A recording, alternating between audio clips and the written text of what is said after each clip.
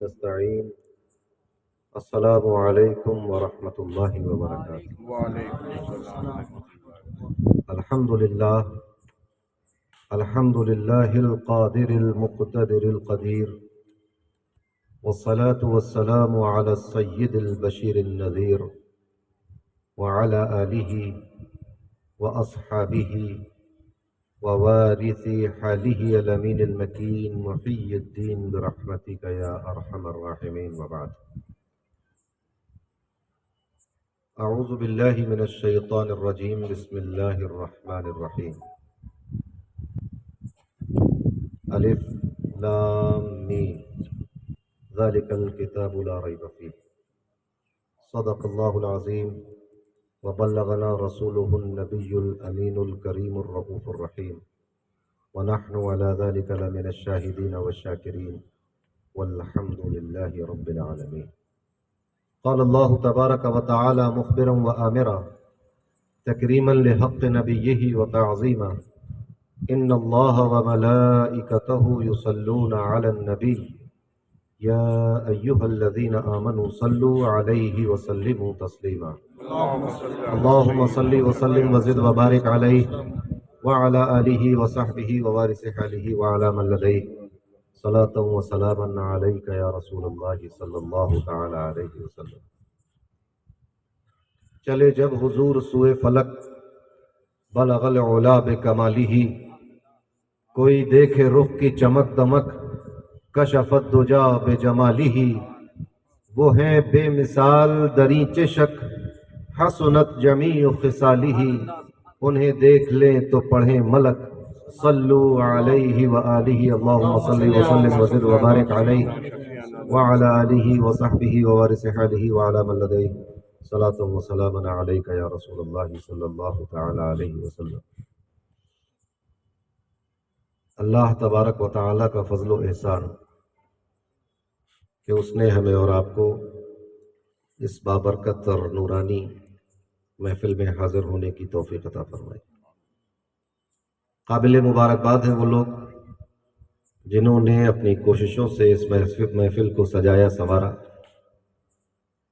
اور آپ تمام حضرات جو اپنے گھروں سے چل کر یہاں تشریف لائے. اللہ تبارک و تعالی ہم سب کو جزائے خیر عطا فرمائے.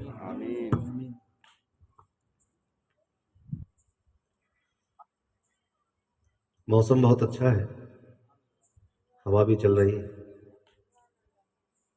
اور آپ حضرات جس محبت کے ساتھ تشریف لائے ہیں یہ بھی قابل دید ہے. برادر طریقت الحاج انیس پٹیل قادری نے بہترین انداز میں بہترین اشعار پیش کیے.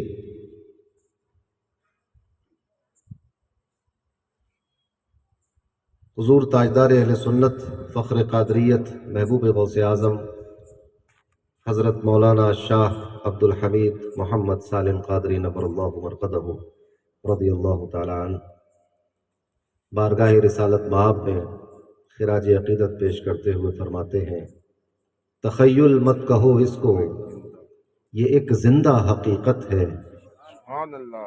یہ کوئی قصہ کہانی اور سوچ خیال اور وہم کی بات نہیں ہے. سبحان اللہ. سبحان اللہ. تخیل مت کہو اس کو، یہ ایک زندہ حقیقت ہے. وجود خلق سارا میرے آقا کی بدولت ہے. وجود خلق سارا میرے آقا کی بدولت ہے. یہ پوری کائنات کا وجود اور تخلیق ہمارے اور آپ کے آقا محمد مصطفیٰ صلی اللہ تعالی علیہ وسلم کے صدقے اور طفیل میں اللہ تبارک و تعالیٰ نے فرمائی. تخیل مت کہو اس کو، یہ ایک زندہ حقیقت ہے. وجود خلق سارا میرے آقا کی بدولت ہے. پٹیل صاحب نے جو 4 مصرے شروع میں منقبت غوث اعظم کے پیش کیے تھے وہ حضور قادری دولہ کے تھے. مجھے قادری دولہ کے نعت کے کچھ مصرے یاد آ رہے ہیں، سماعت فرمائیں. دید ایک حقیقت تھی، ہجر ایک فسانہ تھا.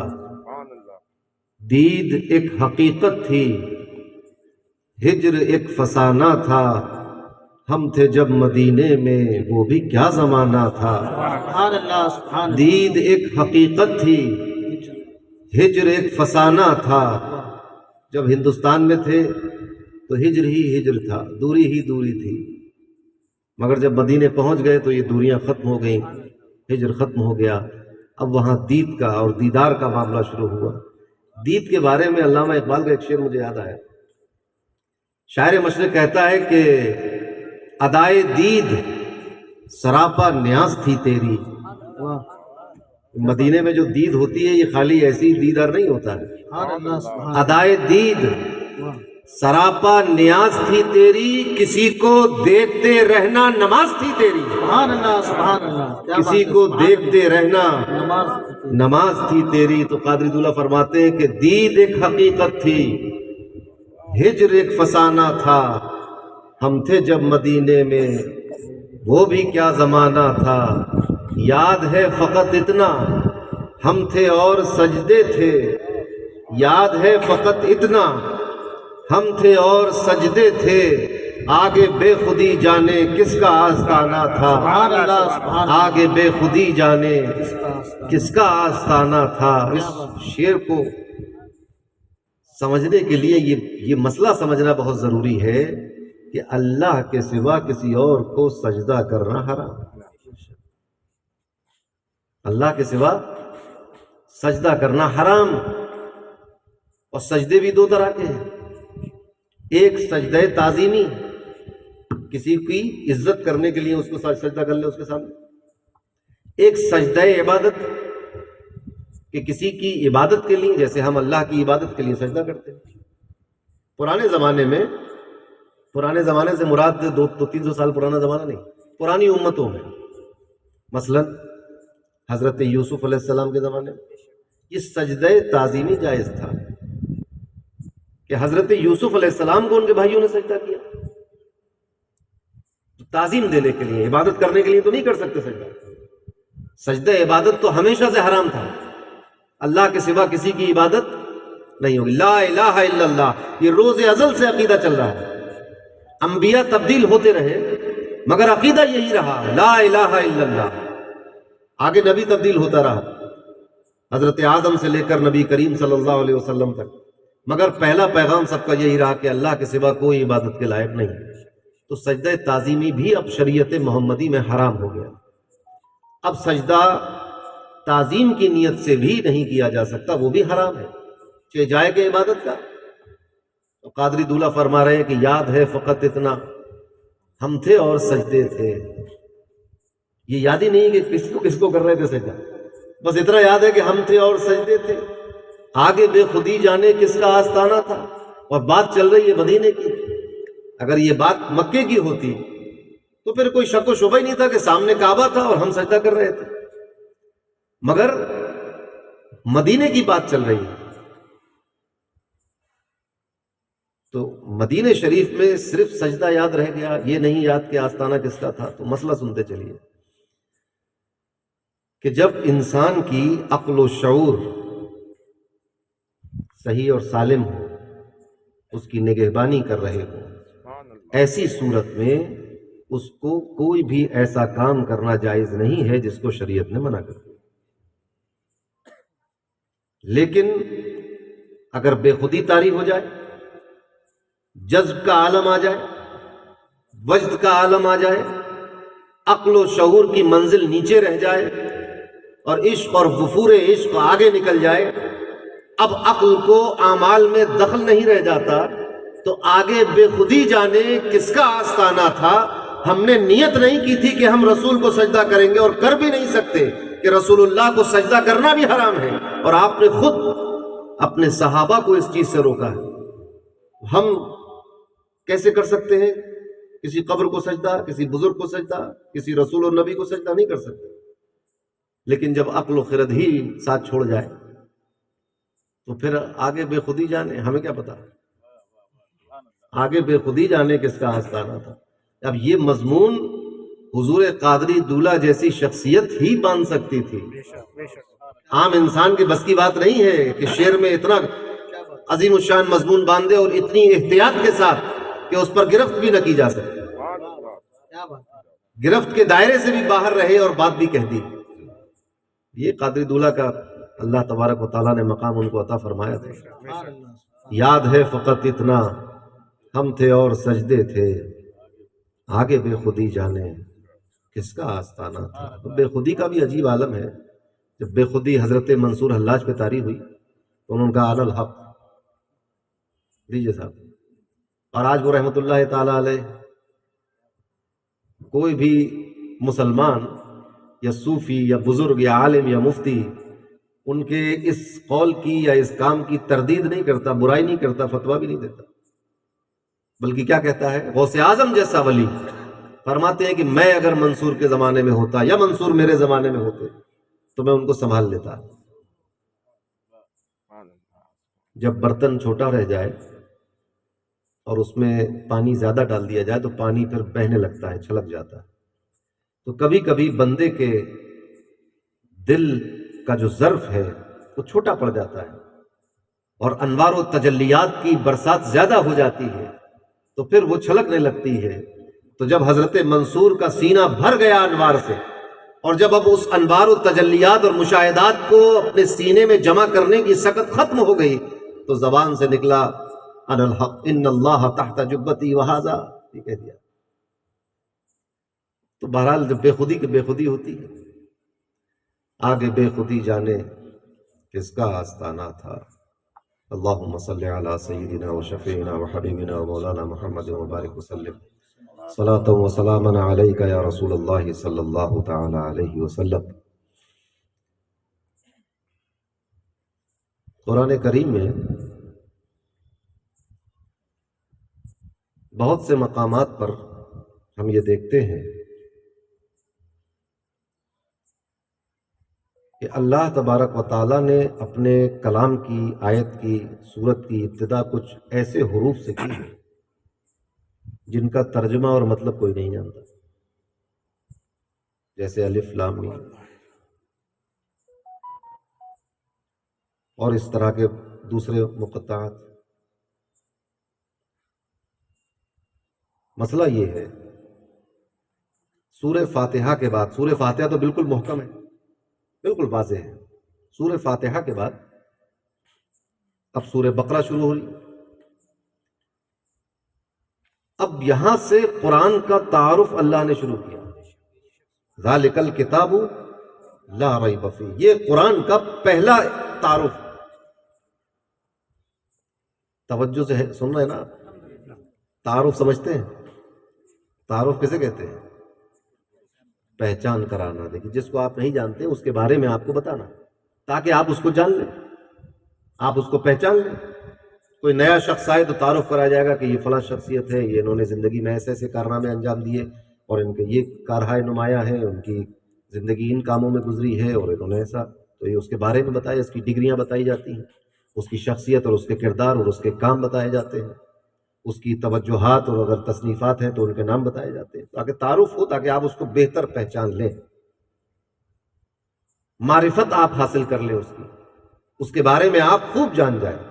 تو قرآن کا تعارف شروع ہو رہا ہے سورہ بقرہ میں، کن الفاظ میں؟ الف لام میم۔ اور یہ ایک ایسا تعارف ہے کہ اس تعارف کے باوجود بھی قرآن کو کوئی نہیں جان سکا، کیونکہ اس الف لام میم کا معنی ہی کوئی نہیں جانتا۔ اور یہ بات بھی ہے کہ تعارف کراتے وقت، کسی شے کی تعریف کرتے وقت، اس کی پہچان کراتے وقت ایسے الفاظ استعمال نہیں کرنے چاہیے جو بہت مبہم ہوں، جن کے دو چار معنی نکل رہے ہوں، یا جو مہمل ہوں، یا جن کا صحیح سے ادراک پہلے سے ہی نہ ہو، کہ پہلے تو اس شے کے بارے میں نہیں معلوم تھا، اب جن الفاظ میں بیان کیا گیا ان الفاظ کے بارے میں بھی نہیں معلوم، تو پردہ در پردہ ہو جائے گا، بتانا تھا کھول کر اور چھپ جائے گی شے۔ مگر قرآن کے ساتھ کیا ہوا؟ پوری دنیا اسی پر عمل کرتی ہے۔ آپ بتائیں گے اگر شیر کسے کہتے ہیں، کوئی آدمی ہے جو شیر کو نہیں جانتا، تو آپ کہیں شیر کسے کہتے ہیں؟ اسد کو، وہ اسد کو بھی نہیں جانتا، سمجھ رہے ہیں بات؟ تو آپ کی تعارف کرانا بیکار ہے۔ لیکن وہ شخص عربی تھا، لفظ اسد اس کو معلوم تھا کہ شیر کو کہتے ہیں، تو آپ نے اردو لفظ بول کر بتایا کہ یہ شیر، اس کو یہاں شیر کہتے ہیں، سمجھ جائے گا، بات سمجھ میں آئی؟ تو تعارف قرآن کا جب شروع ہوا تو اللہ نے فرمایا الف لام میم، اور یہ 3 حرف ایسے ہیں کہ ان کا معنی اور مفہوم اور ان الفاظ سے جو اللہ کی مراد ہے وہ کوئی نہیں جانتا اور نہ جان سکے گا۔ تو یہ کیسا تعارف ہے؟ اب چونکہ تعارف کرانا تھا اور تعارف کوئی جان نہیں سکا تو پھر تعارف کرانا بیکار ہو گیا، معاذ اللہ۔ سمجھ میں بات آئی؟ مقصد کیا تھا کہ اس کو پہچانوایا جائے، لیکن جن الفاظ کو استعمال کیا گیا ان کو کوئی جانتا ہی نہیں، تو پھر پہچان کرانا معاذ اللہ غلط ہو گئی، بیکار ہو گئی۔ ایسا نہیں، قرآن میں کوئی چیز عبث اور بیکار نہیں، یہ بھی عقیدہ ہے۔ کوئی چیز بے معنی نہیں ہے، یہ بھی عقیدہ ہے۔ کوئی چیز بلا وجہ نہیں ہے، یہ بھی عقیدہ ہے، کیونکہ وہ تو احکم الحاکمین کا کلام ہے، وہ حکیم کا کلام ہے، وہ خالق کا اور علیم کا اور علام الغیوب کا کلام ہے، تو اس کا کلام عبث اور بیکار اور بلا وجہ تو ہو نہیں سکتا، اس میں کچھ نہ کچھ حکمت ہوگی۔ اب اس کی حکمت ہے وہ بہتر جانتا ہے، مگر یہاں یہ ایک نقطہ پوشیدہ ہے کہ یہ کلام جس کی طرف نازل کیا گیا، جب اس کے سینے پر اس کو اتارا گیا الف لام میم، تو کیا اس نے بھی نہیں سمجھا؟ تو اس پر تمام مفسرین اور اولیاء اور صوفیاء علماء متفق ہیں کہ اللہ نے اپنے حبیب کو ان حروف کے معنی بتا دیے۔ اب یہاں سے بات واضح ہو گئی۔ لوگ یہ سمجھتے ہیں کہ قرآن سامنے رکھا ہوا ہے، آؤ قرآن کھول کر دیکھو کہ دین کیا ہے، اب ہمیں کسی کی کیا ضرورت ہے۔ اس دنیا میں کچھ ایسے لوگ بھی موجود ہیں جنہوں نے احادیث کی حجیت کا انکار کر دیا۔ انہوں نے کہا کہ ہمیں تو ضرورت ہی نہیں حدیث کی، قرآن موجود تو ہے ہمارے سامنے، پھر ہمیں کسی کلام کی کیا ضرورت ہے۔ ان بیچاروں کو یہ نہیں معلوم کہ جس قرآن کو کھول کر تم ابھی اپنا دین سمجھنا چاہتے تھے، اس قرآن کے پہلے ہی 3 حروف تمہیں نہیں معلوم۔ پوری دنیا عاجز ہے، کوئی یہ دعویٰ نہیں کر سکتا، سب بلکہ سب اس بات پر متفق ہیں کہ اب رہتی دنیا تک الف لام میم سے کوئی مسئلہ نہیں نکالا جا سکتا، کوئی عقیدہ نہیں بنایا جا سکتا، کیونکہ انسانوں کو اس کی مراد نہیں معلوم، اس کا معنی نہیں معلوم، اس کا معنی اور مفہوم صرف نبی کریم صلی اللہ علیہ وسلم کو معلوم ہے۔ سبحان اللہ، سبحان اللہ۔ اگر یہ مان لیا جائے کہ ان کو بھی نہیں معلوم تو پھر اس کا نازل کرنا بیکار ہے۔ جس کے لیے پیغام بھیجا تھا اسی کو پیغام سمجھ میں نہیں آیا تو پھر فائدہ کیا ہوا؟ عبث ہو نہیں سکتا قرآن میں کچھ، لہٰذا یہ ماننا پڑے گا کہ اس کی مراد، اس اللہ کے اس کلام کی مراد اللہ کا حبیب خوب جانتا ہے، اور وہ خوب سمجھتے ہیں کہ یہ کیا ہے الف لام میم، مگر دنیا کا کوئی شخص نہیں سمجھتا۔ یہیں سے ایک خط امتیاز کھینچ دیا گیا کہ نبی کا علم الگ ہے، بندوں کا علم الگ ہے۔ سبحان اللہ، سبحان اللہ، بے شک سبحان اللہ۔ ابھی قرآن کے ان 3 حروف کو جاننے میں تم نبی کی طرح نہیں ہو۔ سبحان اللہ، 3 حروف الف لام میم، ان کو جاننے اور ان کی مراد سمجھنے میں بندہ نبی کی برابر نہیں ہے، تو پورے قرآن کو سمجھنے میں اور دین کو سمجھنے میں اور اللہ کی مراد کو سمجھنے میں رسول کی برابری کا دعویٰ کیسے کیا جا سکتا ہے؟ بدایوں میں ایک مشاعرہ ہوا تھا، اس میں رامپور کے ایک عالم نے ایک شعر پڑھا۔ لوگ کہہ دیتے ہیں کہ رسول صلی اللہ علیہ وسلم معاذ اللہ بڑے بھائی کی طرح ہے۔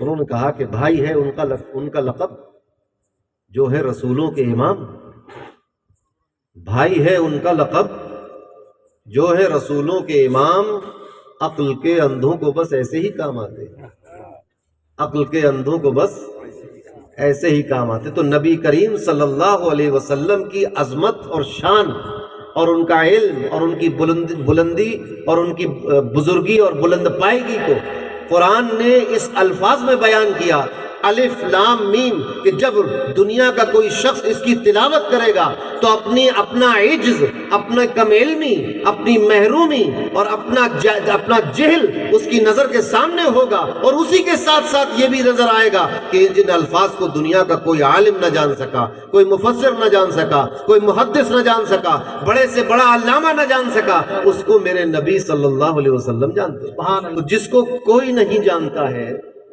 اس کو رسول اللہ جانتے ہیں۔ سبحان اللہ، سبحان یہ بنی عقیدے کی بات ہے۔ اور کتاب یعنی قرآن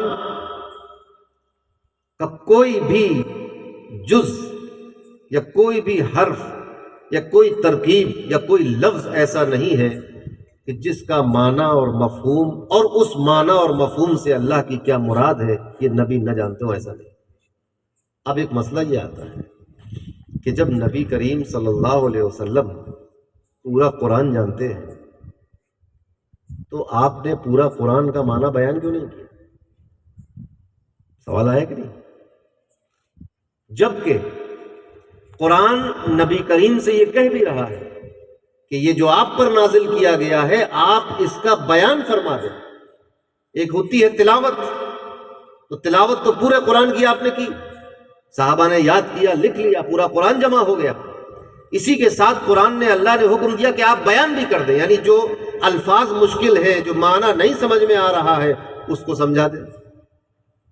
آپ نے سمجھایا بھی۔ غالباً اثر ابن عباس ہے رضی اللہ تعالی عنہما میں آپ فرماتے ہیں کہ معرفت کے اعتبار سے قرآن کی تفسیر 4 طرح کی ہے۔ ایک تو وہ کہ جس کو ہر مسلمان جانتا ہے، انکار کی گنجائش نہیں، جیسے نماز فرض ہے تو اقیموا الصلاۃ، نماز قائم کرو، کوئی بھی انکار نہیں کر سکتا اس کا کہ ہم نہیں جانتے، یہ واجب ہے اس کا جاننا، سب جانتے ہیں اس کا معنی۔ کچھ تفسیریں قرآن کی ایسی ہیں جو عربی زبان جاننے کی بنیاد پر سمجھ لیتا ہے، کیونکہ قرآن عربی میں ہے، جو عربی نہیں جانتے وہ نہیں سمجھ پاتے اس کا معنی، جو عربی جانتے ہیں وہ سمجھ لیتے ہیں۔ کچھ تفسیر ایسی ہے کہ عربی جاننے سے بھی کام نہیں چلتا جب تک علوم شرع اس کو نہ آتے ہوں، اصول نہ معلوم ہو، احوال الناس نہ معلوم ہو، شان نزول نہ معلوم ہو، امر اور نہیں کے بارے میں خبر نہ ہو، وجوب اور فرائض کے بارے میں نہ جانتا ہو، اس وقت تک قرآن کا معنی سمجھ نہیں سکتا۔ چوتھی تفسیر وہ کہ جس کو اللہ کے سوا کوئی نہیں جانتا۔ سمجھ میں بات آئی؟ تو 3 تفسیریں تو عام ہو گئی، ایک بچی وہ جو صرف اللہ جانتا ہے، اپنے کلام کی مراد صرف اللہ جانتا ہے، اور یہ بات بھی صحیح ہے کہ جس کا کلام ہوتا ہے وہ سب سے زیادہ جانتا ہے اپنے کلام کے بارے میں۔ تو اب ان 3 تفاسیر کے بارے میں یہ کہا جا سکتا ہے کہ دنیا کے لوگ اس کو سمجھ سکتے ہیں۔ کچھ تفسیریں تو جو عوام الناس بھی سمجھتی ہے، معنی سمجھتی ہے اس کا، کچھ تفسیریں جو ان کی عربی اچھی ہے وہ جانتے ہیں، کچھ تفسیریں علماء دین جانتے ہیں، ایک تفسیر اور معنی جو اللہ کے سوا کوئی نہیں جانتا۔ یہ امتیاز کا پہلو ہے۔ اب اللہ تبارک و تعالیٰ جس کو جتنا چاہتا ہے اس تفسیر سے علم عطا فرما دیتا ہے، جس کو کوئی نہیں جانتا، جو پڑھنے سے نہیں آ سکتی، جو غور کرنے سے نہیں آ سکتی۔ مثال کے طور پر ہمارے غوث اعظم رضی اللہ تعالیٰ عنہ کی شان یہ تھی کہ ایک طرف تو آپ ولایت کی عظیم مسند پر فائز تھے، سلطان الاولیاء تھے، دوسری طرف آپ ایک جید عالم دین بھی تھے۔ تو آپ کی علم کی مجلسیں ہوتی تھیں، مدرسے میں آپ درس دیا کرتے تھے، عوام الناس کو درس دیا کرتے تھے تفسیر کا، حدیث کا، عقائد کا۔ اسی زمانے میں ایک بہت بڑے علامہ تھے، علامہ ابن جوزی رحمۃ اللہ تعالیٰ۔ دیکھیے وہ ابن قیم جوزی الگ ہے، وہ بات کا ہے، یہ علامہ ابن جوزی یہ بھی بہت بڑے عالم تھے۔ اتنے بڑے عالم تھے کہ حضور غوث اعظم رضی اللہ تعالیٰ عنہ کے وصال اور پردہ فرمانے کے بعد آپ کے شاگرد علامہ ابن جوزی کی درسگاہ میں آ کر زانو تلمس طے کرتے ہوئے نظر آتے ہیں اور تکمیل علم کرتے ہیں۔ تو ایک مرتبہ ایک شاگرد پہنچا وہاں علامہ ابن جوزی کے پاس، اور یہ کہا جا کر کہ کیا آپ کبھی شیخ کی مجلس میں گئے؟ تو ان کا نہیں کیا بیان کرتے ہیں، تو وہ تفسیر بیان کرتے ہیں۔ چلیے کسی دن تو وہ شاگرد لے کر آئے کہ دیکھیے کہ شیخ کیسا بیان کر رہے ہیں۔ تو علامہ ابن جوزی بھی کوئی طالب علم تو تھے نہیں کہ کوئی سیکھنے آتے، تو وہ بھی اس طور پر کہ دیکھو چل کے کیا بیان کرتے ہیں۔ تو آ گئے مجلس میں، جب مجلس میں تشریف لے آئے تو غوث پاک تقریر کر رہے تھے، ایک آیت پڑھی آپ نے، اس کی تفسیر بیان کرنا شروع، ایک تفسیر، دو تفسیر، تین تفسیر، چار تفسیر، پانچ تفسیر، یہاں تک کہ 40 تفسیر۔ 40ویں تفسیر پر غوث اعظم پہنچے تو علامہ ابن جوزی مجمع سے کھڑے ہو گئے اور وجد میں آ گئے اور اپنا گریبان چاک کر لیا اور ایک غشی طاری ہو گئی۔ جب مجلس ختم ہوئی، شاگردوں نے پوچھا علامہ ابن جوزی سے کہ کیا معاملہ ہو گیا، تو انہوں نے فرمایا کہ جب شیخ نے پہلی تفسیر بیان کی میں بھی جانتا تھا، دوسری بیان کی میں بھی جانتا تھا، یہاں تک کہ 13 تفسیریں میں جانتا تھا، مگر جب بات اس سے آگے بڑھی 14، 15، 16، 17 تو پھر وہ تفسیر میں نہیں جانتا، اور 40ویں تفسیر پر یہ حال ہو گیا کہ میں بے خود ہو گیا، اپنے وجد میں آ گیا، مجھے جذب، ایک عجیب کیفیت طاری ہو گئی میرے اوپر۔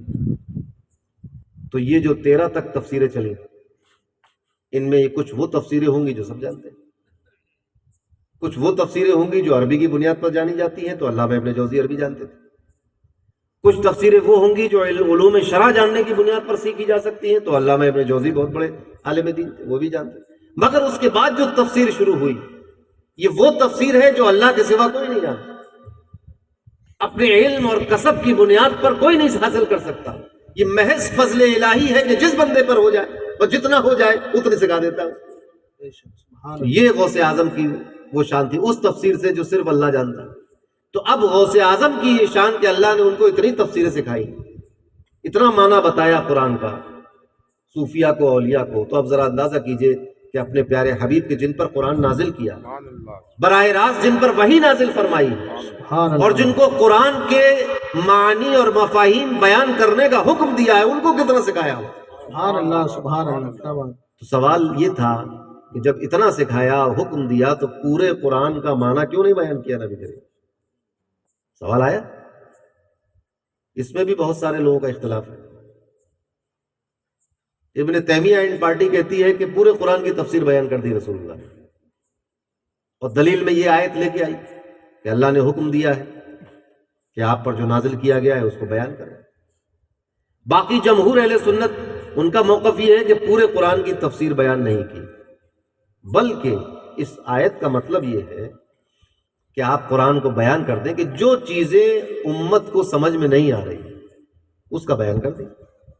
اور یہی ہوا کہ جہاں مشکل الفاظ تھے، صحابہ کو دقت ہوئی، آپ نے اس کی تفسیر کر دی، یا کسی نے سوال کیا آپ سے کہ اس آیت کا کیا معنی ہے، تو آپ نے تفسیر کر دی، یا آپ نے خود محسوس کیا کہ اس لفظ کا معنی بیان کر دیا جائے تو وہ بیان کر دیا، یعنی کہیں کہیں سے آپ نے بیان کیا۔ اور حکمت اس میں یہ رہی کہ پورے قرآن کا معنی بیان نہ کرنے میں حکمت یہ رہی کہ اگر پورے قرآن کا معنی بیان ہو جاتا تو پھر باقی قیامت تک امت کیا کرتی؟ پھر تو ایک جمود طاری ہو جاتا۔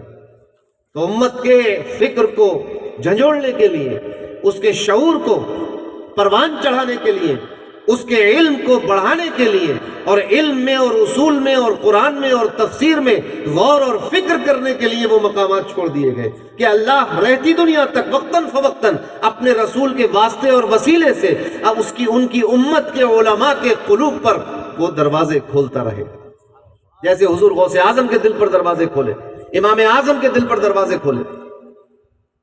حضرت امام اعظم ابو حنیفہ رضی اللہ تعالیٰ عنہ، آپ کے دل پر اللہ نے قرآن کے علوم کے دروازے کھولے، امام مالک کے قلب کو کشادہ کر دیا، حضرت امام شافعی کے دل پر اللہ تبارک و تعالیٰ نے وہ مفاہیم واضح کر دی، حضرت امام احمد بن حنبل کو اللہ نے علم عطا فرمایا، اور دیگر امت کے علماء کو فرمایا اور فرماتا رہے گا۔ یہ سلسلہ رکے گا نہیں کہیں جا کر، دور بدلتے رہیں گے، علماء بدلتے رہیں گے، اللہ تبارک و تعالیٰ کا فضل اور احسان بھی چلتا رہے گا۔ جیسے جیسے زمانہ آگے بڑھا اور جیسے جیسے نئی ضرورتیں دنیا کے سامنے آئیں، اللہ تبارک و تعالیٰ نے اپنے مخصوص بندوں کے دلوں کو کشادہ کیا، ان پر وہ دروازے کھول دیے علوم کے کہ جس کے ذریعے استنباط اور استخراج کر کے امت کے سامنے مسئلے کا حل پیش کیا جاتا رہا۔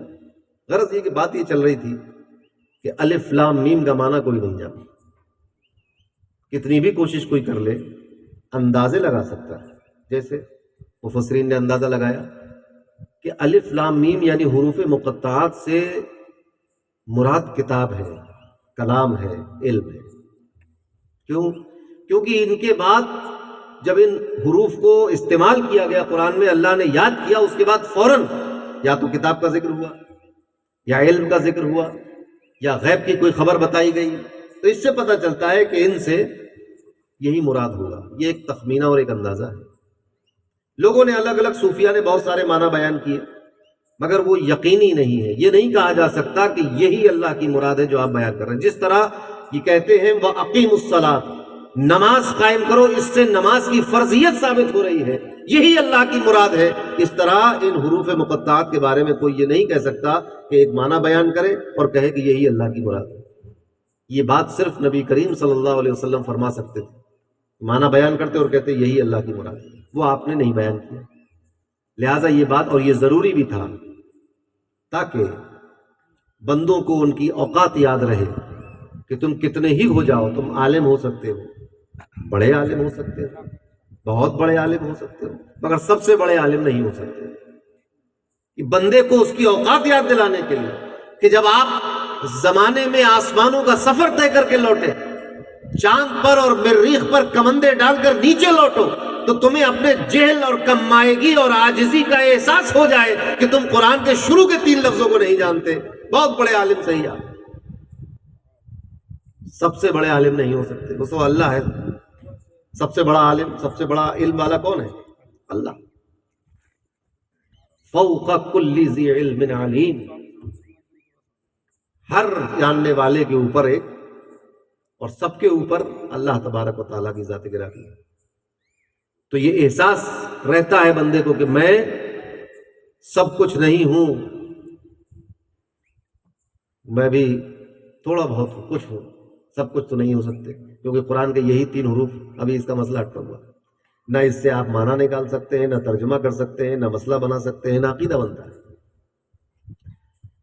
مگر نبی کریم صلی اللہ علیہ وسلم کے بارے میں یہ کہہ دینا کہ وہ بھی نہیں جانتے، یہ غلط بات ہے۔ کیونکہ اگر یہ کہا جائے کہ وہ بھی نہیں جانتے تو پھر ثابت یہ ہوا کہ اللہ نے قرآن میں ایسی چیزیں نازل فرما دی کہ جس پر نازل فرمائی وہ بھی نہیں جانتا، تو یہ تو عبث ہو جائے گا، اور یہ قرآن میں ہو نہیں سکتا۔ اللہ کے کسی کام میں عبث اور بیکار کوئی چیز نہیں ہوتی۔ الف لام میم، جو بھی اس کا معنی رہے، کچھ لوگوں نے یہ کہا، علماء نے یہ کہا کہ یہ حروف مقطعات اللہ اور اس کے حبیب صلی اللہ علیہ وسلم کے درمیان ایک راز کی بات ہے، جو صرف انہی کے لیے تھی اور کسی کے لیے نہیں۔ یعنی بندوں سے کے سمجھنے سے، اس کے فہم و فراست سے، علم و شعور سے، آگہی سے اس کا کوئی لینا دینا ہی نہیں۔ آپ کے لیے یہ اس کو سمجھنا ہی، آپ مکلف ہی نہیں ہے اس بات کے کہ آپ اس کا معنی سمجھیں۔ یہ راز ہے اللہ کے اور اس کے حبیب کے درمیان، اور یہ ایسا راز ہے کتنی کوشش کر لے آپ، سر کے بل کھڑے ہو جائیں، جان نہیں سکتے۔ اللہ اور اس کے رسول کے درمیان کی بات جان نہیں سکتے۔ اللہ اور رسول کی بات کو جاننے کے لیے رسول کا وسیلہ ہونا ضروری ہے، ورنہ کیسے سمجھے گا بندہ؟ تو یہ ایک راز ہے اللہ، یہ بڑے مفسرین کا، ایک تقریباً جمہور مفسرین کا فیصلہ ہے کہ یہ اللہ اور اس کے رسول کے درمیان کا راز ہے، سر ہے۔ اور وہ یہ کہتے ہیں کہ ہر کتاب کا کچھ سر ہوتا ہے، راز ہوتا ہے، اور قرآن کا راز یہی ہے، حروف مقطعات کے نبی کے سوا اللہ نے کسی کو نہیں بتایا۔ مفسرین کا کہنا تو یہاں تک ہے کہ جو وحی لے کر آیا فرشتہ یعنی جبریل امین علیہ السلام، وہ بھی اس کا معنی اور مطلب نہیں جانتے، بس وہ پہنچانے تک اور پیغام رسانی کا ذریعہ تھے۔ قرآن سمجھانا ان کا کام نہیں تھا، قرآن پڑھانا ان کا کام نہیں تھا۔ حضرت امیر مینائی لکھنوی کہتے ہیں کہ حضرت کا علم علم لدنی تھا اے امیر، حضرت کا علم علم لدنی تھا اے امیر، دیتے تھے قدسیوں کو سبق بے پڑھے ہوئے، دیتے تھے قدسیوں کو سبق بے پڑھے ہوئے۔ تعلیم جبرائیل فقط ایک بہانہ تھی، جو جبریل لے کے آ رہے تھے، تعلیم جبرائیل فقط ایک بہانہ تھی۔ حضرت وہیں سے آئے تھے لکھے پڑھے ہوئے، سبحان اللہ سبحان اللہ حضرت وہیں سے آئے تھے لکھے پڑھے ہوئے۔ سبحان اللہ حضرت کا علم علم لدنی تھا ہے اے امیر، دیتے تھے قدسیوں کو سبق بے پڑھے ہوئے صلی اللہ علیہ وسلم۔ سبحان اللہ۔ تو یہ نبی کریم صلی اللہ علیہ وسلم کی ایک عظمت و شان کی دلیل بھی ہے کہ قرآن کے جو کتاب ہدایت ہے، جس کو سمجھنا بے حد ضروری ہے، اس میں کچھ ایسے آیات اور ایسے حروف بھی ہوں کہ جن کو کوئی نہ سمجھے، تاکہ نبی کریم صلی اللہ علیہ وسلم کا مقام و مرتبہ سب سے الگ اور ممتاز ہو جائے کہ وہی جانتے ہیں سمجھتے ہیں، باقی کوئی نہیں سمجھتے۔ تو یہ تو قرآن کا تعارف یہاں سے شروع ہوا کہ لوگوں، یہ اللہ کا کلام ہے، اس کو تو کوئی جان نہیں سکتا، پہچان نہیں سکتا، سمجھ نہیں سکتا اگر اس کو رسول کے سینے پر اتار کر آسان نہ کر دیا جائے۔ نہ قرآن کی شان تو یہ ہے، الف لام میم، ہے کوئی سمجھنے والا اس کو؟ مگر اللہ نے اس کو رسول اللہ کے سینے پر اتار کر آسان کر دیا۔ چند مقامات ایسے رہے کہ جن کو مشکل رکھا ہے، تاکہ یہ واضح رہے کہ تم نبی کی طرح نہیں ہو، نبی تمہاری طرح نہیں ہے، وہ نبی ہے تم امتی ہو، تمہیں تمہارا علم نبیوں کی طرح نہیں ہے، نبیوں کے برابر نہیں ہے، اور ان کو اپنی طرح نہ سمجھو، اپنے کو ان کی طرح نہ سمجھو۔ ہاں، ان کے وسیلے سے قرآن میں اللہ نے کہا، اللہ نے فرمایا وَلَقَدْ يَسَّرْنَا الْقُرْآنَ لِلذِّكْرِ فَهَلْ مِن مُدَّكِرٍ۔ قرآن میں کہا اللہ نے کہ ہم نے آسان کر دیا قرآن کو، ہے کوئی اس کو یاد کرنے والا؟ یا اللہ، یہ کیسا آسان کیا ہے کہ پہلا ہی لفظ سمجھ میں نہیں ہے۔ الف لام میم، اس کو قرآن آسان کر دیا نبی کریم کے۔ آپ کو ذرا دیکھیں، قرآن کے بارے میں اللہ نے فرمایا کہ اس کو اگر پہاڑوں پر نازل کر دیا جاتا، کسی مضبوط پتھر والے پہاڑ پر، تو اس کی ہیبت سے، خشیت سے پہاڑ ریزہ ریزہ ہو جاتا۔ یہ تو اس کلام کی ہیبت ہے، جلال ہے، مگر نبی کریم کے سینے پر اتارا، اور اس کے بعد نتیجہ یہ ہوا کہ آج 5 سال 7 سال 8 سال کے بچے اس کو اپنے سینے میں محفوظ کر لیتے ہیں۔ تو الف لام میم، یہ رسول اور اللہ کے درمیان کا راز ہے، وہی جانے۔ ذالک الکتاب لا ریب فیہ، اب یہاں سے بندوں کو مخاطب کر کے بات شروع کی گئی کہ یہ عظیم الشان کتاب، یہ آسمانی اور اللہ کی کتاب، یہ جو رسول اللہ پر نازل کی گئی یہ کتاب، یہ کتاب کی جیسی کوئی دوسری کتاب نہیں ہے۔ یہ کتاب جو اللہ کی آخری کتاب ہے، یہ کتاب کہ جس کو دیکھنا عبادت ہے، یہ کتاب کہ جس کو چھونا عبادت ہے، یہ کتاب کہ جس کو پڑھنا عبادت ہے، یہ کتاب کہ جس کو دیکھنا عبادت ہے، یہ کتاب کو جس کو سینے سے لگا لینا اجر و ثواب کا باعث ہے۔ ذالک الکتاب لا ریب فیہ، اس کے اندر شک کی گنجائش نہیں، سبحان اللہ اس کے اندر ریب نہیں ہے، وہم نہیں ہے، گمان نہیں، جو کچھ ہے وہ محکم ہے، یقینی ہے، پکا ہے، سچا ہے۔ اس کے علاوہ جو کلام ہوگا اس کے مقابلے میں وہ جھوٹا ہوگا، وہ غلط ہوگا، مگر قرآن سچا ہے، قرآن حق ہے۔ ایک مرتبہ ایک صحابی رضی اللہ تعالیٰ عنہ کے پیٹ میں درد ہو گیا، حضور کے پاس آئے، عرض کیا ہے رسول اللہ پیٹ میں درد ہے۔ آپ نے فرمایا شہد کھا لو، شہد کھا لیا۔ پھر ملاقات ہوئی، کہا کہ حضور پھر سے درد ہے، فرمایا شہد کھا لو، شہد کھا لیا۔ پھر تیسری بار آئے، کہا پیٹ میں درد ہے، فرمایا شہد کھا لو، شہد کھا لیا۔ پھر کہا کہ پیٹ میں درد ہے، تو آپ نے فرمایا کہ تیرا درد جھوٹا ہے، قرآن سچا ہے۔ قرآن کہہ رہا ہے کہ اس شہد میں انسانوں کے لیے شفا رکھی ہے اللہ نے، شفاء للناس، تمام لوگوں کے لیے اس میں شفا ہے، تیرا درد جھوٹا ہے۔ اتنا سچا ہے کلام۔ قرآن نے کہا ومن اصدق من اللہ قیلا، اللہ سے زیادہ سچی بات کس کی ہو سکتی ہے؟ ومن اصدق من اللہ حدیثا، اللہ سے زیادہ سچی بات کسی کی نہیں ہو سکتی۔ کون ہے جو اللہ سے زیادہ سچی بات کر لے گا؟ سب سے سچی بات اللہ کی ہے۔ بے شک فرمایا ذالک الکتاب لا ریب فیہ، یہ وہ کتاب ہے جس میں، یہ عظیم الشان کتاب، ذالک الکتاب، یہ ضمیر جو آئی ہے، اس میں اشارہ جو آیا ہے یہ عظمت اور شان بیان کرنے کے لیے یہ کتاب، حالانکہ ذالکہ کہیں گے وہ کتاب، مگر چونکہ یہ ذالکہ وہ بتانے کے لیے نہیں بلکہ عظمت اور بڑائی بتانے کے لیے آیا، لہذا ترجمہ ہوا یہ کتاب، یہ عظیم الشان کتاب، لا ریب فیہ، اس عظیم الشان کتاب کے اندر کوئی شک نہیں، کوئی ریب نہیں، کوئی گمان نہیں۔ یہ ہے قرآن کا سب سے پہلا تعارف کہ قرآن کے بارے میں باقی باتیں بعد میں ہوں گی، پہلے عقیدہ یہ ہونا چاہیے کہ جو کچھ اس کے اندر ہے وہ محکم ہے، سچا ہے، پکا ہے، حق ہے۔ بے شک، سبحان اللہ سبحان اللہ۔ تمام انسانی عقلیں غلط ہو سکتی ہیں مگر قرآن کی ایک آیت جھوٹی نہیں ہو سکتی۔ سبحان اللہ۔ پوری کائنات کی باتیں اور منطقیں اور فلسفے اور تمام نظری باتیں غلط ہو سکتی ہیں، سورج اپنی جگہ چھوڑ سکتا ہے، زمین اپنی جگہ بدل سکتی ہے، آسمان پھٹ سکتا ہے، مگر قرآن جھوٹا نہیں ہو سکتا کسی حال میں۔ ہاں، قرآن کا معنی بیان کرنے میں آپ سے غلطی ہو سکتی ہے، اس کی تفسیر بیان کرنے میں ہم خطا کر سکتے ہیں، اس کو پڑھنے میں، ادا کرنے میں ہم خطا کر سکتے ہیں، مگر قرآن فی نفس ہی کوئی اس کے اندر خطا نہیں۔ کئی مقامات ایسے آتے ہیں کہ آپ چونک جائیں گے کہ ارے ایسا کہہ دیا قرآن نے، لوگ چونک جاتے ہیں۔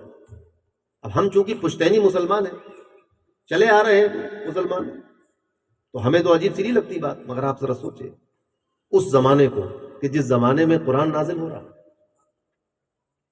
200 300 سال 500 سال سے لوگ شرک کر رہے تھے، رچ بس گیا تھا، دین ابراہیمی کا نام و نشان نہیں تھا، بس اتنا یاد تھا ان لوگوں کو کہ ہم ملت ابراہیم ہیں، ہم اسماعیل کی اولاد ہیں، اس کے علاوہ اور کچھ سب گڑبڑ ہو گیا تھا۔ آپ ذرا سوچیں کہ طواف تو کرتے تھے مگر برہنہ ہو کر کرتے تھے، طواف تو کر رہے تھے وہ لوگ کہ حضرت ابراہیم کی سنت ہے، مگر کیسے؟ بنا کپڑوں۔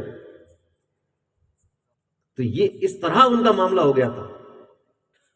ایسے ماحول میں قرآن نازل ہو رہا ہے جبکہ وہ لوگ معبودان باطلہ کی پرستش کے عادی ہو چکے ہیں، خوگر ہو چکے ہیں، اور نہ صرف یہ کہ معبودان باطلہ کی پرستش بلکہ اس میں بھی تعصب کہ جس معبود کو میں پوچھتا ہوں میرا خادم اور نوکر اور غلام اس کو نہیں پوچھ سکتا۔ آپ ذرا سوچیں یہ کیسی توحید اور کیسا دین اور کیسی عبادت کہ جس کو ایلیٹ طبقہ عبادت کرتا ہے، جس کی غریب طبقہ اس کی عبادت نہیں کر سکتا، جس کو سرداران مکہ اور سرداران قریش جس کی عبادت کر رہے تھے، بلال حبشی تم غلام ہو تم اس کی عبادت نہیں کر سکتے، خریدے ہوئے غلام ہیں جو گھر میں کھانا لگا رہے ہیں، پوچھا لگا رہے ہیں، بکریاں چرا رہے ہیں، کام کر رہے ہیں، یہ اپنے سرداروں کے خداؤں کو نہیں پوچھ سکتے تھے۔ سب سے بڑا اعتراض تو یہی تھا سرداران مکہ کا کہ یہ محمد کیسا دین لے کر آئے ہیں جو سب کے لیے ایک ہے، ان کا خدا، ان کا رب سب کے لیے ایک ہے، غریب بھی اس کو سجدہ کرے گا، امیر بھی اسی کو سجدہ کرے گا، سردار بھی اسی کے سامنے سجدہ ریز ہوگا، اور غلام اور خادم بھی اسی کے سامنے سجدہ ریز ہوگا۔ یہ کیسا دین ہے بھائی مالداروں کے لیے الگ خدا ہوگا، غریبوں کے لیے الگ خدا ہوگا، مالکوں کے لیے رب الگ ہوگا، نوکروں کے لیے رب الگ ہوگا، کنیزوں کے لیے الگ ہوگا، آزاد کے لیے الگ ہوگا، غلام کے لیے الگ ہوگا۔ یہ کیسا دین ہے کہ جو سب کے لیے ایک ہی صف میں کھڑے ہو گئے محمود و ایاز؟ سب سے بڑا اعتراض یہ تھا۔ ورنہ آپ ذرا سوچیں کہ جس شخص کو کفار مکہ انت صادق والامین کہتے ہیں، اپنی امانتیں جس کے پاس رکھواتے ہیں، اس کی بات ماننے میں کیا حرج، جبکہ ساری باتیں مان رہے تھے۔ سب سے بڑا مسئلہ یہی تھا کہ تم ایک خدا کی بات کیوں کرتے ہو، ایک اللہ کی، ایک معبود کی بات کیوں کرتے ہو؟ چند ہونا چاہیے، امیروں کا الگ، غریبوں کا الگ، اونچی ذات کا الگ، نیچی ذات کا الگ۔ یہ اس زمانے 1500-1600 سال پہلے مکے کی یہی حالت تھی۔ آج آپ اس کو اپنے سامنے دیکھتے ہوں گے، کہیں کہیں اکثر اخباروں میں چھپ جاتا ہے کہ فلاں قوم کو فلاں جگہ جانے سے روک دیا گیا، نہیں جانے دیا گیا۔ مکے میں ہم دیکھ چکے ہیں اس بات، بعثت محمدی سے پہلے یہی حال تھا۔ تو اب جب نبی کریم نے یہ بات کہی، آ کر بات کیا چل رہی تھی کہ آپ کو تو عجیب نہیں لگتا کیونکہ آپ تو مسلمان ہیں، اور قرآن کہہ رہا ہے ذالک الکتاب لا ریب فیہ، شک نہ کرنا اس کے اندر۔ اب بتائیے کیسے شک نہ کرے انسان؟ کہ جب یہ کہا گیا کہ مر کر دوبارہ زندہ ہو گئے، آپ نے کہا رہے آپ کو تو بہت آسانی سے بات سمجھ میں آ گئی نہیں، والبعث بعد الموت، بہت آسانی سے سمجھ میں آ گئی آپ کو، کیونکہ ایمان اسلام پرانا ہے آپ کا، باپ دادا سے چلا آ رہا۔ مگر جو شخص مکے میں 1500-1600 سال پہلے تھا، بعثت محمدی کے وقت، جو پورا معاملہ جس کو دور جاہلی کہا جاتا ہے. کتنی عجیب و غریب بات لگی لوگوں کو. ارے ایک آدمی جو تھا وہ تو ایک پرانی سینکڑوں سال پرانی ایک ہڈی لے کر آ گیا, اپنی ہتھیلی کے اوپر ہڈی رکھی اور ایسے کر کے دبایا, ایسے ریزا ریزا کر کے اڑا دیا, اور بہت ہنس کے کہا کہ بتاؤ کیا اس کو بھی زندہ کر دے گا اللہ؟ کیا یہ بھی دوبارہ زندہ ہوگا؟ یہ کیسے زندہ ہو؟ اس نے کہا یہ پاؤڈر جو کر دیا میں نے, یہ کیسے زندہ ہو سکتا ہے؟ تو بڑی عجیب بات تھی اس کے لیے. تو قرآن کیا کہہ رہا ہے؟ ذالک الکتاب لا ریب فیہ. اس عظیم الشان کتاب میں شک نہ کرنا, جو بات کہی جا رہی بالکل سچ کہی جا رہی. پھر یہ نہ کہنا کہ یہ کیا ہو گیا, کیونکہ ہم تمہیں بتا چکے ہیں کہ ایسا ہی ہونا ہے. مرنے کے بعد پھر زندہ کیا جائے گا, آخرت میں کھڑا کر دیا جائے گا, حساب و کتاب ہونا ہے. ابھی یہ بات سمجھ میں نہیں آ رہی ہے, مگر یقین رکھو ذالک الکتاب لا ریب فیہ, جو کہہ دیا ہے وہ ہو کر رہے گا.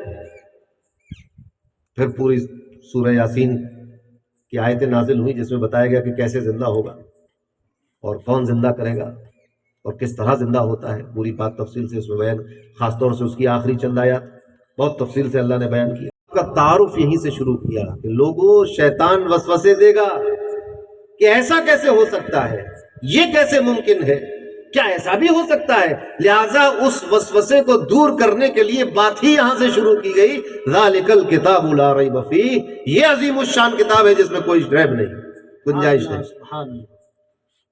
جب یہ بات ہمارے دلوں میں یقین کر جائے گی, بیٹھ جائے گی.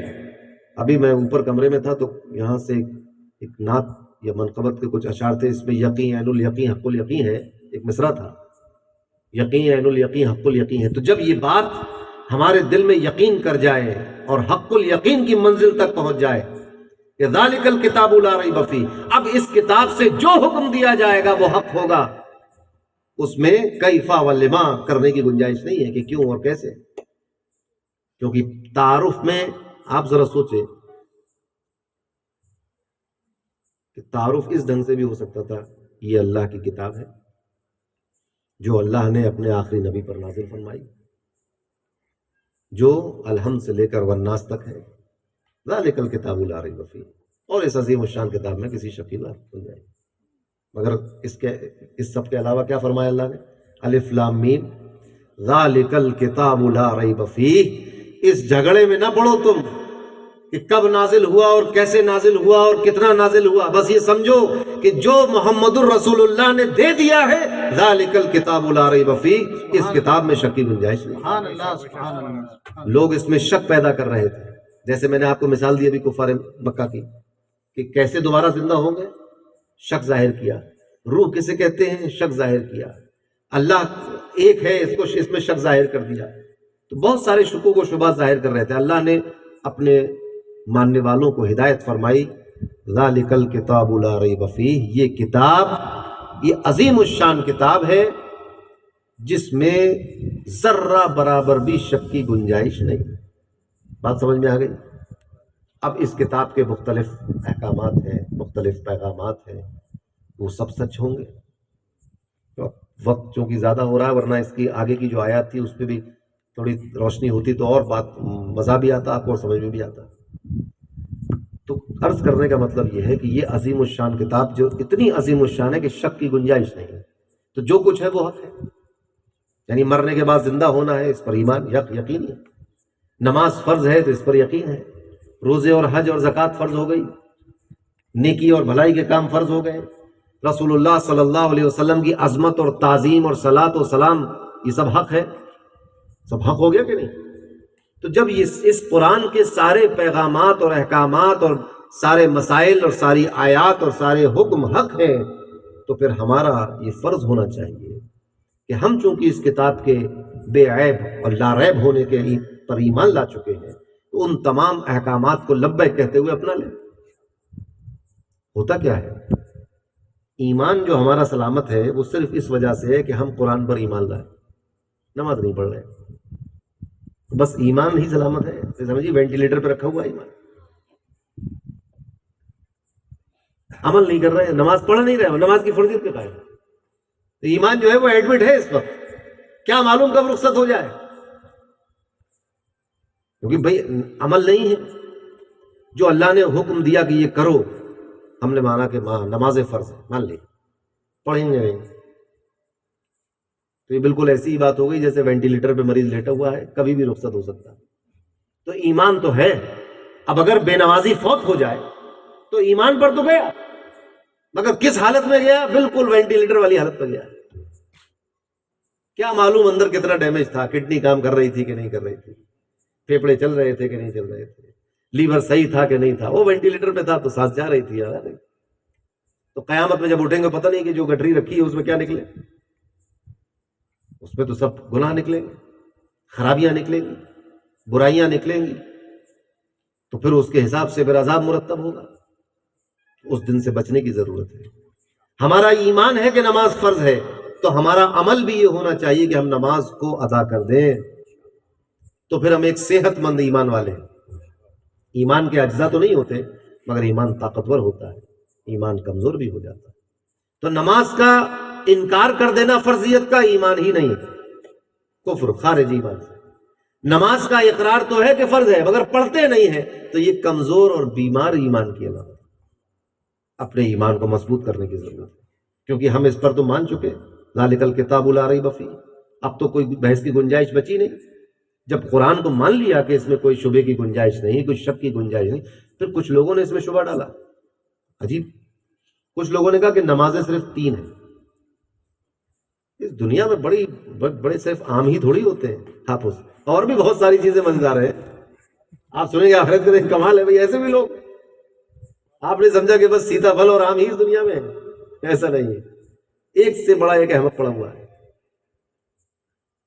اس نے کہا کہ نمازیں صرف 3 وقت کی ہیں۔ کیوں؟ انہوں نے کہا بھائی قرآن میں فجر کا آیا، عصر کا آیا، بتائیے، تو انہوں نے کہا 3 ہی نمازوں کا ذکر آیا قرآن میں۔ کہا اچھا، تم 3 نمازیں اس لیے پڑھتے ہو کہ صرف 3 نمازوں کا قرآن میں ذکر ہے، مگر پڑھتے کس طرح ہو؟ وہ ذکر کہاں ہے قرآن میں؟ یہ کہاں ہے قرآن میں کہ اللہ اکبر کہہ کے نیت باندھو؟ ہے، آیا ہے کہیں؟ اور ایسے السلام علیکم ورحمۃ اللہ، السلام علیکم ورحمۃ اللہ کرو نماز سے باہر آنے کے لیے آیا ہے؟ التحیات پڑھو بیٹھ کر۔ پھر تو ساری نماز تو آپ پڑھ رہے ہیں قرآن کے باہر سے، اور 2 نمازیں کم کر دی یہ کہہ کر کے قرآن کہہ رہا۔ ابھی قرآن کو سمجھے نہیں آپ۔ قرآن نمازوں کی تعداد بتانے کے لیے نہیں آیا، قرآن نماز کی فرضیت ثابت کرنے کے لیے آیا ہے، اور اس کے ساتھ اس نے یہ فیصلہ کر دیا ہے ما آتاکم الرسول فخذوہ، جو رسول تمہیں دے اس کو لے لو، یہ بھی قرآن بتا رہا ہے۔ سبحان اللہ، سبحان اللہ۔ اب رسول نے 3 وقت کی دی کہ 5 وقت کی دی، آپ فیصلہ کیجیے۔ قرآن نے تو یہ کہا نا نماز فرض ہے، فرض ہو گئی۔ کتنی پڑھنی ہے؟ جتنی رسول نے پڑھی۔ اسی لیے فجر میں ہم 2 رکعت فجر پڑھتے ہیں۔ کتنا ہی بڑا صوفی ہو، رات بھر نوافل پڑھتا، جیسے امام اعظم، غوث اعظم، رات بھر نماز، عشاء کے وضو سے فجر کی نماز۔ اتنی عبادت کرنے والا بھی یہ نہیں کہہ سکتا کہ مولا میں تیرا بہت خواہش رکھتا ہوں کہ میں تیری عبادت کروں، تو آج فجر کی میں 20 رکعت نماز پڑھوں، 20 رکعت نماز فجر کی، اللہ اکبر، نماز نہیں ہوگی۔ محلے کا عام آدمی جو بے نمازی ہے وہ بھی کہہ دے گا کس کی نماز نہیں ہوئی۔ یہ ایسا مسئلہ ہے۔ جو بد جنموں کا بے نمازی ہے وہ بھی کہے گا کہ ارے جی کمال کر دیا بھائی، جب مسجد گئے تھے تو ڈھنگ سے پڑھ لیتے، یہ 20 رکعت پڑھنے کی کیا ضرورت تھی؟ نماز نہیں ہوئی تمہاری۔ جمعے کی نماز میں آپ نے کہا کہ بھائی جمعے کا دن عید ہے مومنوں کی، اور کام ہی کیا ہے ہماری زندگی کا؟ مولانا نے کیا بتایا ابھی کہ اللہ کو پہچاننے کے لیے تو ہم دنیا میں آئے ہیں، عبادت کرنے کے لیے تو پیدا کیا گیا ہے۔ تو آج جمعے کی نماز ہوگی 18، 19، 20 رکعت، لیجیے اللہ ہوگا، نہیں ہوئی ہے۔ 2 کی جگہ 3 نہیں پڑھ سکتے، 4 نہیں پڑھ سکتے۔ جو 4 رکعت ظہر کی ہے اس کو آپ 3 نہیں کر سکتے، 6 نہیں کر سکتے۔ عصر کی جو 3 رکعت ہے اس کو 1.5 نہیں کر سکتے، 2 نہیں کر سکتے، جو جیسا ہے۔ اب رہا قصر کا مسئلہ، تو قصر میں 4 نہیں پڑھ سکتے، 2 ہی پڑھیں گے۔ معلوم ہے یہ مسئلہ؟ آپ یہ نہیں کہہ سکتے کہ بھئی میں تو ایک نمازی آدمی ہوں، جس کو دشواری ہو، جلدی ہو، مسافر کو وہ 2 پڑھے، مجھے کیا دشواری ہے؟ میں تو شاندار ہوٹل میں مقیم ہوں، 5 اسٹار ہوٹل میں ہم مقیم ہیں، شاندار کھانے کھا رہے ہیں، سب سے مل رہے ہیں، نماز میں بس ڈنڈی مار نہیں، میں تو پوری پڑھوں گا 4 نہیں، بلکہ بہت گناہگار ہو جائیں گے اگر جان بوجھ کے پڑھیں گے۔ یہ انعام اللہ کی طرف سے ہر حال میں لینا پڑے گا بندے کو۔ جیسے ترکہ ترکہ سمجھتے ہیں؟ جب کسی کا انتقال ہو جائے تو اس کے وارثین کو جو اللہ نے مقرر کر دیا ہے اس کی پراپرٹی میں، اس کی مالیت میں، ملکیت میں، کوئی مسلمان یہ نہیں کہہ سکتا کہ مجھے نہیں چاہیے، میں نہیں لوں گا، نہیں ہے، آپ کو لینا پڑے گا۔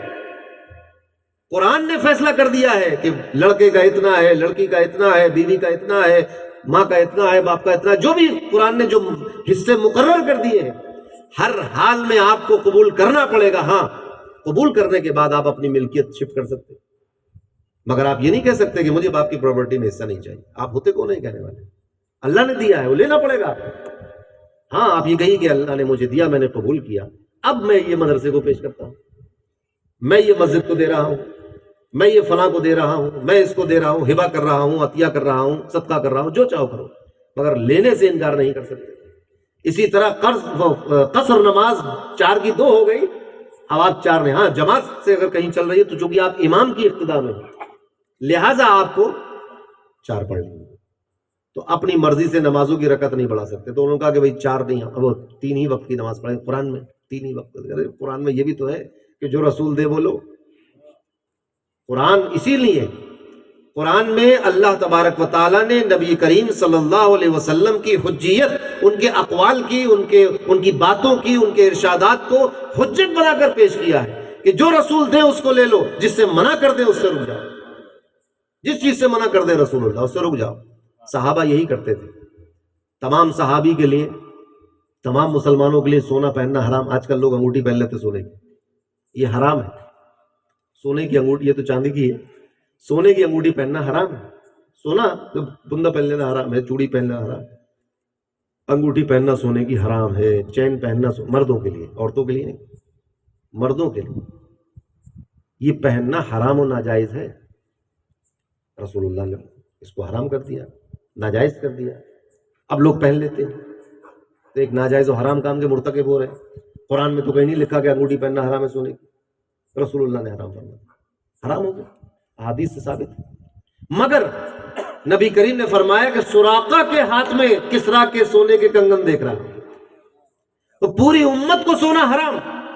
مگر جب ایران فتح کیا گیا، جب کسرا کو فتح کر لیا گیا، تخت و تاج اٹھا کر اس کا مسلمانوں کے قبضوں میں آ گیا، اب خلیفہ ثانی حضرت فاروق اعظم رضی اللہ تعالیٰ عنہ کا دور ہے، کسرا کا سارا خزانہ سامنے پڑا ہوا ہے، اس میں سے کنگن تلاشے جا رہے ہیں، جو وہ بادشاہ کنگن پہن کے بیٹھتا تھا نا موٹے، تلاشے جا رہے، تخت بھی سامنے رکھا ہوا ہے، کئی 70 گز لمبا چوڑا تخت تھا، اس کا ہیرے جواہرات لگے ہوئے تھے، اس کا تاج تھا بہت سونے جواہرات کا۔ اب اس خزانے میں کنگن تلاشے جا رہے ہیں، لوگ ڈھونڈا، بہت مشکل سے کنگن ملے گا، یہ ہے صاحب کسرا کنگن، اور سراقہ ادھر بیمار ہیں، بستر پہ پڑے ہوئے ہیں۔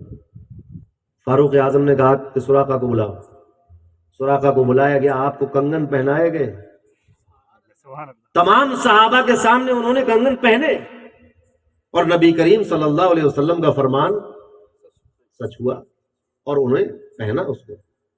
فاروق اعظم جیسا شخص اپنے سامنے ایک حرام کام کرا رہا ہے کسی کو، مگر ما آتاکم الرسول، جو دے دے جو عطا کر دے وہ لینا پڑے گا آپ کو، اور جس سے منع کر دے اس سے رکنا ہوگا۔ تو جس سے جس کو منع کر دیا اس سے وہ رکا، جس سے جو کہہ دیا اس نے وہ کیا۔ تو اب یہ کہنا کہ قرآن میں صرف 3 ہی وقتوں کی نماز کا ذکر ہے، اور دوسری مزے کی بات یہ کہ قرآن میں جو ذکر لا رہے ہیں یہ بھی کھینچ تان کے لا رہے ہیں، یہ بھی کسی آیت میں نہیں ہے کہ فجر کی نماز، عصر کی نماز، یہ نماز اس طرح کا ذکر نہیں۔ ایسے تو قرآن میں کتنے سجدے ہیں،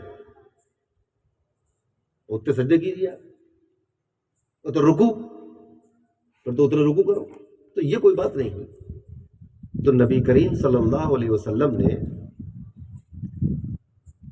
قرآن میں جتنے سجدے تلاوت کی بات نہیں کر رہا ہوں، نماز میں اتنے سجدے کیوں نہیں کر رہے ہیں آپ جتنی بار سجدے کا لفظ آیا قرآن میں؟ کیونکہ نماز کا اگر 3 نمازوں کا ذکر آیا تو وہ تو پڑھ رہے ہیں، تو جو سجدوں کا ذکر آیا تو ہر نماز میں اتنے سجدے کرو، اتنے سجدے نہیں، 2 ہی سجدے ہیں، اور یہ قرآن میں کہیں ہے نہیں کہ نماز میں 2 سجدے ہوں گے ایک رکعت میں، یہ تو نبی کریم نے کیا۔ بات سمجھ میں آئی؟ تو قرآن پر ہمارا ایمان اور عمل نہیں ہے تو ایمان تو ہے مگر بیمار ہے، کمزور ہے، لاغر ہے، اس کو مضبوط کرنے کی ضرورت ہے۔ اور جب ایمان مضبوط ہوگا، آپ ذرا سوچیں، یہ تو ہمارا اللہ پر ایمان ہے اور اس کی قدرت پر ایمان ہے، وہ قادر مطلق ہے، جو چاہے کر دے گا۔ اس نے فرمایا کہ عزت اللہ کی ہے، عزت اللہ کے رسول کی ہے، اور عزت مومنین کی ہے، اور اس پر ہمارا ایمان بھی ہے۔ مگر عزت کہاں ہے ہماری؟ پوری دنیا میں بے عزت اور رسوا اور ذلیل ہوتے جا رہے ہیں۔ کہاں ہے عزت؟ اب قرآن سچا ہے اور یہ ذلت جھوٹی ہے۔ یہ اس لیے ہے کہ ہم نے ان چیزوں کو، ہمارا ایمان ویسا ایمان نہیں رہا کہ جس ایمان والے کے لیے عزت کا دعویٰ کیا گیا ہے، وعدہ کیا گیا ہے۔ ہمارا ایمان کمزور ہے۔ پہلے انسان تو کمزور تھا، اس کے پاس دولت نہیں تھی، مسلمان کے پاس پہننے کے لیے اچھے کپڑے نہیں تھے، کھانے کے لیے اچھا کھانا نہیں تھا، رہنے کے لیے اچھا گھر نہیں تھا، مگر اس کا ایمان طاقتور تھا۔ تو ایمان طاقتور تھا تو عزت اسی کی تھی۔ شاعر مشرق نے کہا کہ وہ زمانے میں معزز تھے مسلمان ہو کر، اور تم خوار ہوئے تارک قرآن ہو کر۔ اس پر غور کرنے کی ضرورت ہے۔ اللہ تبارک و تعالی ہمیں قرآن پر اور نبی کریم صلی اللہ علیہ وسلم کے ارشادات پر اپنی مرضی کے مطابق عمل کرنے کی توفیق عطا فرمائے۔ جب تک ہم زندہ رہیں، اللہ اور اس کے پیارے حبیب محمد مصطفیٰ صلی اللہ تعالی علیہ وسلم کے بتائے ہوئے راستے پر چلتے رہیں۔